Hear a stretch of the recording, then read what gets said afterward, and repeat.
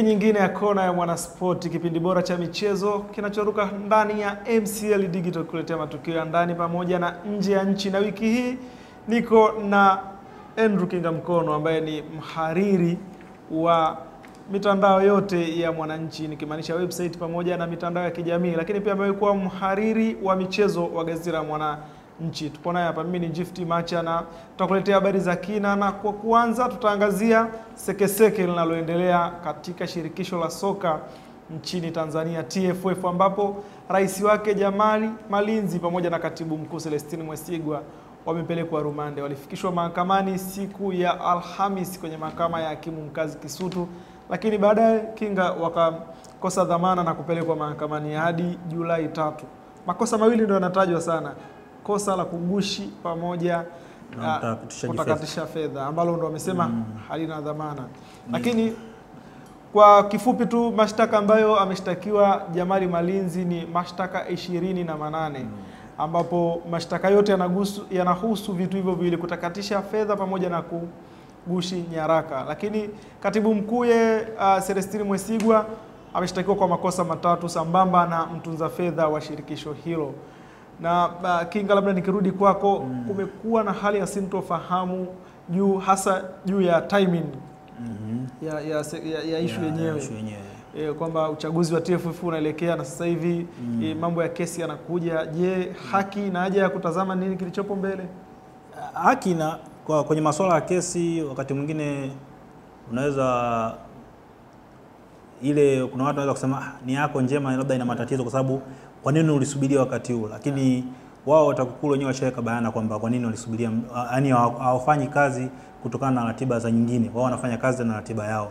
Kwa hiyo walivyoona vigezo vyao vimetimia, kwa hiyo wakasema ni wakati sahihi wa kuwakamata, wakawakamata. Sema sasa bahati mbaya wamewakamata kipindi ambacho Malinzi anataka kwenda kutetea kiti chake, na usaili unafanyika, umeanza Alhamisi, Jumamosi utakuwa mwisho. Na sasa na kama amekwenda rumande mpaka leo, ina maana itakuwa hamna namna nyingine. Kwa mujibu wa mwenyekiti wa tume ya kamati ya uchaguzi ya TFF, wakili Revocatus Kuli, amesema ni siku ya wagombea wa nafasi ya urais pamoja na makamu. Pengine Malinzi ataweza kutoka kabla ya kesho ambayo ndio siku ya mwisho ya usaili. Unajua haya ni mambo ya kisheria. Kama unajua wanasheria wenzetu wajanja wanaweza wakacheza na maneno pale akaruhusiwa akatoka, lakini kama ikishindikana basi itakuwa nafasi yake imekwisha, kwa sababu anatakiwa mahakamani Jumatatu. Kwa hiyo Jumatatu tayari usaili ushakwisha. Kwa hiyo sidhani kama akishindwa paka jioni ya leo akishindikana, basi itakuwa nafasi yake imepoteza. Kumekuwa na sekeseke ndani ya klabu ya Simba pia, ambapo viongozi wake wawili wa juu wakubwa, ambaye ni rais wa timu Evans Aveva pamoja na makamu wa rais wa klabu ya Simba Geoffrey Nyange Kaburu, ambaye huyu pia alikuwa kwenye kamati ya utendaji ya shirikisho la soka Tanzania TFF, ambao wanamaliza muda wake. Alikuwa ni mgombea na pia ni mgombea wa nafasi ya makamu wa rais katika shirikisho la soka Tanzania TFF. Nao walifikishwa mahakamani na kusomewa mashtaka 5 tofauti, ikiwemo ya kutakatisha fedha na kugushi nyaraka, na walikosa dhamana na kupelekwa rumande hadi Julai 13 kesi yao itakapotajwa tena. Wawili hao wanatuhumiwa kwa kutakatisha fedha kiasi cha dola 300,000, zaidi ya milioni 600 za Kitanzania, na makosa yao waliyafanya mwaka jana kwa nyakati tofauti, na yameanza mwezi Machi mpaka baadaye mwaka jana. Tukirudi kwako Kinga, klabu ya Simba, viongozi wao wawili wa juu wameondoka. Katibu mkuu aliyekuepo Kisiwa ni kama anakaimu, sio katibu mkuu rasmi baada ya kuondoka kwa Patrick Kaimele. Shughuli za klabu ya Simba zinakwendaje? Shughuli bado zitakuwa katibu mkuu, kwa sababu yupo, hata kama sasa ndo atakuwa anachukua nafasi yake hasa. Na ukiangalia kwa system zetu za viongozi wa hizo timu, kuna watu ambao tayari walikuwa wanaiendesha timu, hata huyo katibu mkuu alikuwa haonekani moja kwa moja. Kwa hiyo nadhani kama mtendaji, katibu mkuu atachukua nafasi yake, na wale kwa sababu bado wako kwenye tuma, nadhani kwa sababu tungesema wangekuwa wamefungwa tungesema Simba itishe uchaguzi, lakini kwa sababu bado ni tuma wanaweza akatoka, kwa hiyo watarudi kwenye nafasi zao kama kawaida za klabu ya Simba. Kwa hiyo nadhani wana Simba wanapaswa tu kutulia na kumwachia katibu aliyekuepo na uongozi uliokuepo, kwa sababu bado ile cabinet ipo yote, watu wawili tu ndio wameondoka. Kwa hiyo wanaweza kufanya kitu. Mapema mwaka huu aliyekuwa mwenyekiti wa Yanga Yusuf Manji naye alifikishwa kwenye vyombo vya dola kwa makosa ya nje ya mpira. Baadaye Evans Yaveva tunaona na makamu wake nao wanafikishwa. Jamali Malinzi na katibu wake nao wanafikishwa mahakamani. Hii inamaanisha nini kwenye mpira wa miguu? Kuna uchafu unaoendelea? Kwa sababu makosa yanayowakuta Manji na kina Yaveva ni makosa tofauti. Labda tuseme lakini ni watu wa mpira. Ni watu wa mpira. Sasa wale wana maisha yao binafsi. Hawa vingine ni tungekuwa tunaleta labda haya ya makosa yanayodaiwa Malinzi na yanadaiwa kina Yaveva inaweza kidogo yakafanana. Kwa sababu yote yanaonekana kuna mambo ya fedha ambazo zinapatikana kwenye mpira. Lakini Manji ilikuwa kosa yake tofauti kabisa. Kwa hiyo nadhani upepo tu umepita na viongozi wa mpira sasa wamepitia kwenye huo mstari. Kwa hiyo tunaomba ishe salama. Okay, labda klabu ya Simba inaweza sitikisike sana kwa sababu tuliona tayari wameshafanya usajili wa wachezaji takribani 8 ama 9 hadi kufikia hivi sasa. Pengine muda huu ambao shughuli zao zinaweza zikakwama, wanaweza wakawa wasitikisike sana kwa sababu ni maandalizi ya pre-season sasa yanaanza. Uzuri wa Simba wana kamati yao ya usajili. Kwa hiyo kamati ya usajili, mwenyekiti wa kamati ya usajili bado yupo. Anspop anaendelea na usajili. Kwa hiyo na pamoja na benchi la ufundi lipo. Kwa hiyo nadhani kwamba kama wanataka kuendelea kusajili bado Simba wana nafasi ya kuendelea kusajili. Kwa hiyo hawezi kuhuzulika sana na hii kamata wa viongozi, japokuwa wana nafasi lakini bado wanaweza kuendelea mbele tu kwa kawaida.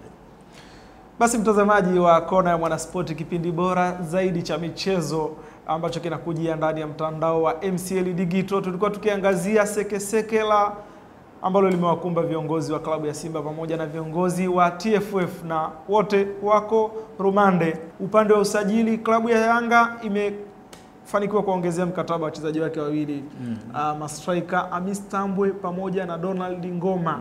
Wawili hao tangu wameanza kucheza pamoja mwaka 2015 wamefunga mabao zaidi ya 70 kwenye mashindano yote. Hii inamaanisha nini Julius Andrew Kingamkono?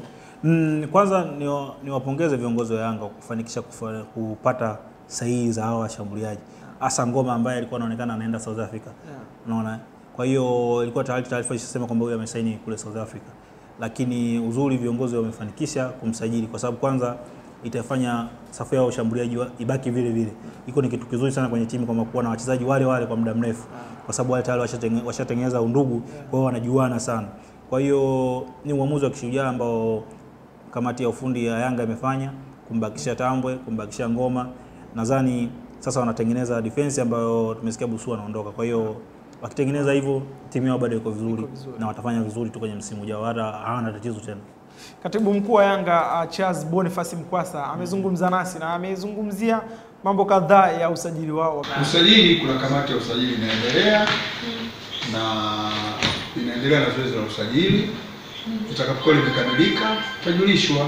Sisi hatusajili kwa kubana matumizi wala kubana na nini chochote. Sisi hela za kusajili tunazo na tunasajili kwa mujibu wa taratibu na demand ya timu yetu. Hatusajili kwa kila mtu kwa kusajili. Sasa siwezi kuwazuia Simba kumtaka mchezaji yote kwa sababu ni haki yao. Lakini Ngoma mpaka sasa hivi tutambua ni mchezaji bado ni wa Yanga na sisi tushaongea naye na anajua kabisa kama ni mchezaji wa Yanga na mwenyewe tushaongea naye. Kwa hiyo sioni kama kuna shida yoyote. Kama unataka kumuona basi utazungumza naye mwenyewe na sisi akija kama bado tulikuwa mchezaji wetu tuzungumza nao kama unataka, lakini kiukweli bado Ngoma ni mchezaji wetu na bado sisi tunaendelea kwa naye. Tukirejea kwenye mashindano ya Kosafa yanaendelea nchini Afrika ya Kusini, timu ya taifa ya Tanzania Taifa Stars imefanikiwa kusonga mbele hadi hatua ya robo finali ambapo itavaana na wenyeji Afrika ya Kusini. Kiwango cha Taifa Stars mechi 3 bila kuruhusu bao. Kinga, unaizungumziaje? Na mimi nasema ni mafanikio kwa kocha Mayanga. Kwamba amefanikiwa kuitengeneza timu, imeweza kuruhusu goli moja mpaka sasa hivi katika mechi 3. Kwa hiyo ni jambo la faraja na wamefunga magoli 3. Kwa hiyo ni kitu cha kujivunia kwa timu. Kitendo cha kocha kumtumia striker mmoja peke yake Elias Maguli na wakati ana striker kama Mbaraka Yusufu ambaye tumeona akipata nafasi ya dakika chache, kuna haja ya kocha kubadilisha mpango na kutumia striker wawili? Mayanga amejitetea mwenyewe kwamba ameamua, alikuwa anaingia na mfumo huu kwa sababu kwanza akitaka kujilinda zaidi. Kwa hiyo ndio maana alikuwa anapunguza washambuliaji. Alafu vile vile akiamini anashiza kishua na Simon Msuva ambao wote hao ni wafungaji bora wa ligi.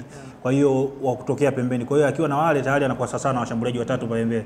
Kwa hiyo ilikuwa inampa nafasi ya kujitamba kuendelea kumtumia mshambuliaji mmoja. Uwezo kuendelea kuwatumia washambuliaji wawili wakati una watu ambao wanaweza kuja kufunga kutoka pembeni. Kwa hiyo ndio maana nadhani nguvu na kweli tumeona wafungaji ni hao. Mechi ya kwanza amefunga Kichuya na hii mechi ya pili amefunga Msuva. Kwa hiyo inaonyesha kwamba ile ndoto yake kwamba hao watu wa pembeni ndio watakuja kufunga magoli imefanikiwa. Kwa habari za hapa ndani tumalize na usahili wa wagombea ndani ya shirikisho la soka Tanzania TFF ambao umeendelea, na wiki hii kamati ya uchaguzi ilikutana na wagombea wote na kuzungumza machache ikiwemo kutambulishwa kwa wagombea, ambayo kamati ilitambulishwa kwa wagombea kwamba hawa ndio watakao wahukumu, hawa ndio watakao fanyia usaili. Tumtazame Alfred Lucas, ofisa habari wa shirikisho la soka Tanzania TFF, alivyoitambulisha kamati ya uchaguzi pamoja na wagombea. Kwa utambulisho tu, huyu ni msomi wakili Levocatus Sikuli, ndio mwenyekiti wa kamati ya uchaguzi ya TFF. Amefuatana na wajumbe watatu, lakini mwingine anakuja wanne ambaye ni makamu mwenyekiti. Atakuja nitatambulisha, lakini kwa mimi Omari huko nyuma Lalika alikadhalika Mambula. Hawa ni wajumbe na makamu mwenyekiti anakuja anaitwa Mama Domina. Bila kupoteza wakati mtazamaji, sasa tuzitazame anga za kimataifa. Ni mambo gani yanaendelea? Mashindano ya mabara pamoja na usajili wa ligi mbalimbali barani Ulaya. Msimulizi wetu ni Ndeni Lisley. Timu za Ujerumani na Chile zitapepeta katika mchezo wa fainali ya kombe la mabara Jumapili hii ili kuamua bingwa mpya wa michuano hiyo itakayofanyika nchini Urusi. Ujerumani ilitinga fainali ya kuifunga Mexico mabao 4-1, wakati Chile walitoa Ureno ya mchezaji bora wa dunia Cristiano Ronaldo kwa mikwaju ya penalty. Kasi ya usajili inazidi kushika kasi barani Ulaya, ambapo star wa zamani wa Arsenal na Manchester United Robin van Persie anakaribia kurudi katika ligi kuu ya England msimu ujao baada ya kocha mpya wa Crystal Palace Frank de Boer kuonyesha nia ya kutaka kumchukua katika dirisha hili. De Boer aliyechukua nafasi Sam Allardyce anamtaka Mdachi mwenzake huyo ambaye msimu uliopita alifunga mabao 9 katika ligi kuu ya Uturuki. Kocha wa Chelsea Antonio Conte hana furaha na mabosi wa timu hiyo wanaotaka kumrudisha mshambuliaji wao wa zamani Romelu Lukaku. Badala yake angependa kumchukua mshambuliaji wa Torino Andrea Belotti. Conte ambaye ameshamuonyesha mlango wa kutokea mshambuliaji wake Diego Costa hajafurahishwa na namna Chelsea inavyomng'ang'ania Lukaku wakati Belotti ndio chaguo lake. Mshambuliaji wa Real Madrid Alvaro Morata amewaambia marafiki zake wa karibu anakaribia kujiunga na Manchester United katika dirisha hili la majira ya joto. Wiki iliyopita Morata alilazimika kuvunja fungate yake na kwenda kufanya mazungumzo na mabosi wa Madrid kwa ajili ya kulazimisha deal la kwenda Manchester kujiunga na kocha Mreno Jose Mourinho. Na mtazamaji, nikukumbushe tu gazeti la Mwanaspoti linaendesha habari za kina za uchaguzi kila siku, na ni mpaka uchaguzi utakapofanyika Agosti 12 kule mjini Dodoma. Mimi ni Gift Macha, nilikuwa na Andrew Kinga Mkono. Nikukumbushe tu kutembelea website ya Mwanaspoti ambayo ni www.mwanaspoti.co.tz, na nikutakie wakati mwema.